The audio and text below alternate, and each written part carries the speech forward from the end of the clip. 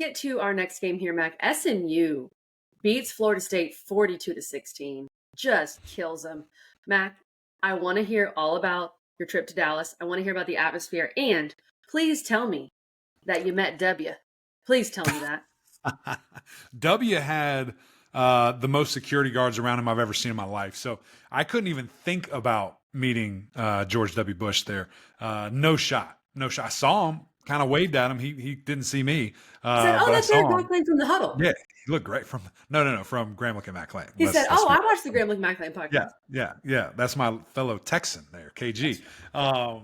But that was cool. It was star studded, KG. It was so much fun. The entire trip. I mean, for starters, the hospitality there is unbelievable. They are so excited to be in the ACC, for us to be there.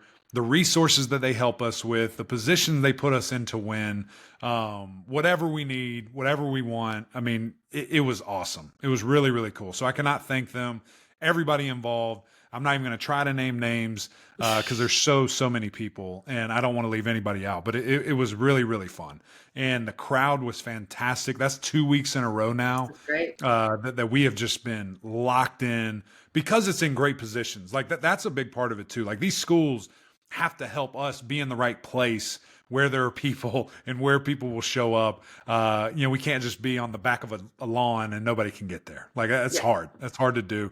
So really excited about that. The environment, the atmosphere, the boulevard was awesome. Walking through there, I mean, it truly did look like the Grove at Ole Miss. I mean, I know that's what they're Mm. trying to replicate. Just a massive party. It was a massive tailgate party. The food was incredible, KG. Have you ever heard of a thing called a Texas Twinkie? Have you ever heard of that? Yeah. Mainly You because know I it. saw you post it. I have never Okay. had one Okay. though. Okay. Let me just tell you, next time we go to Dallas, book your flight because you and the family are coming. My family's coming. We're making a whole thing of it. And we're locking down a Texas Twinkie. It was one of the best things I've ever had in my life. I mean, it was Okay, so good. explain real fast what a Yeah, Texas Twinkie I is. will. I would love to. I'd be honored to. So basically, this guy, Trey Hutchins, is just a mad scientist, a grill master, smoker, whatever you want to call it. He's that. And he created this thing that they call the Texas Twinkie, where it's this big old jalapeno, not your little, rinky dink, big old monster jalapeno. You carve it out, you scoop it out, clear it out, jam pack it with brisket, cream cheese, and then you wrap it in this thick bacon and you smoke it to death. It was unbelievable. Like sweet, salty, spicy, all in one. You didn't even know. You didn't even know what was Wow. happening when you took a bite of it. It was so freaking good.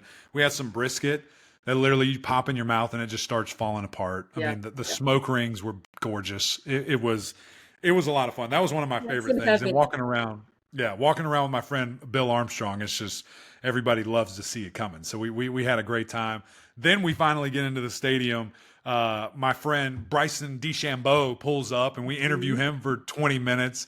The great Eric Dickerson, one of the greatest running backs, to ever play in the NFL, pulls up. Rick Hart, the AD, Coach Rhett Lashley. I mean, it was fantastic. It was such a fun time. And then the just tail whipping they put on Yeah. the Seminoles, running the ball at will, true domination. I mean, whatever they wanted, they had it. Trick plays, regular plays, power plays. Mm. They did whatever they want. So, and it was cool for us to be there. Like the first ever ACC game. I mean, a historic night, and for them to cap it off the way that they did, packed out stadium, first sellout in 2 years, first sellout conference game ever in SMU history. It was really cool. Very cool to be a part of it. Mac, that was an excellent recap. I feel like I was there. I can Yeah. taste the Texas Twinkie. Oh, come on. That's We're making amazing. it And happen. I I'm just, not joking about this, by the way. Tell Nick, if we go back, we're all doing it. We're doing it. okay, sounds great. You know, my soon to be niece lives in Dallas, so I'll be there. That's right. Um, Exactly. Mac, this game, SMU dominated, like you said, and Brashard Smith, he is So climbing up the running back rankings in the ACC, 17 carries for 129 touchdowns. Kevin Jennings was great. He was yeah. really effective. He had 3 passing touchdowns. Brett Lashley obviously made the right decision. And Yeah. by the way, a very difficult decision to Yeah. bench your incumbent, a guy that's done a lot for your program, and go with the younger guy That's a very difficult thing to do, but it's paying off. And sometimes the head coach, and I'm sure he would say this, he has to make those difficult decisions for the betterment of the team.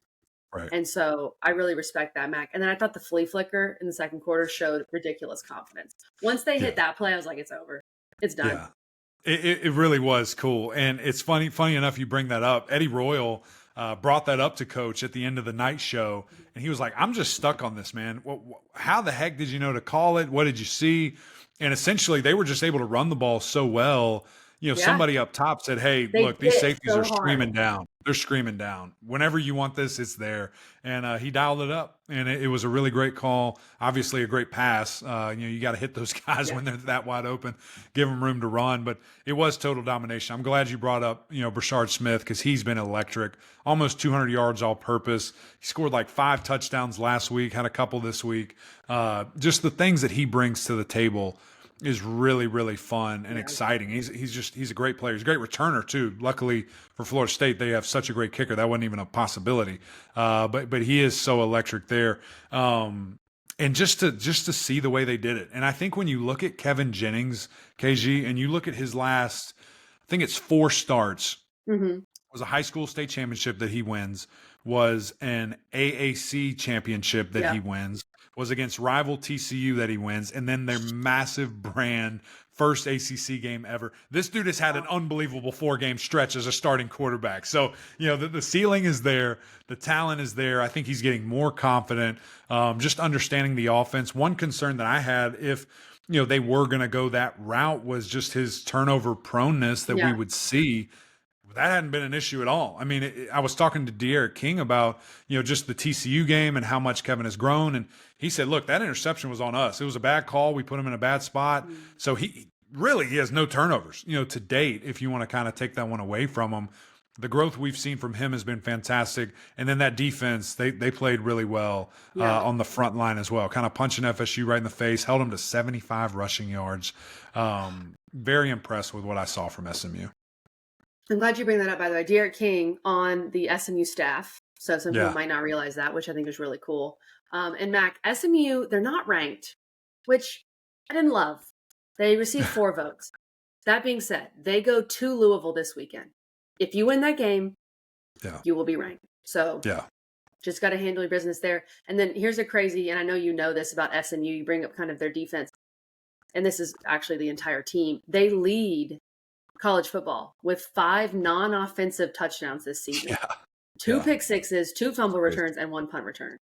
They're getting it done everywhere. And it feels like Mac, I don't know. It still feels like they haven't played their best. Even though they're blowing these last 2 opponents out, it still feels like they haven't played their best, which is that's good. Yeah. That's what you want.